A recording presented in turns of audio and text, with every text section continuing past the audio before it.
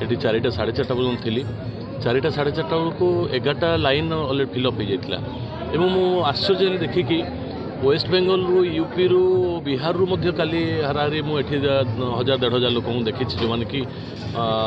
overnight ये wait कर दर्शन करने तेणुकर से माँ बरात आम समस्ते चेष्टा करूँ प्रशासन सजग अच्छी एसपी जिलापाल आरंभ कर आईआईसी पर्यंत समस्ते तत्पर अच्छा एवं एमपी सांसद निर्देश क्रमे किभली भाव श्रृंखलित हो लोकंर दर्शन श्रद्धालु मैंने भलरे दर्शन करूँ से कथा को आम ये पालन करुचु एवं समस्त कार्यकर्ता सेवायत बंधु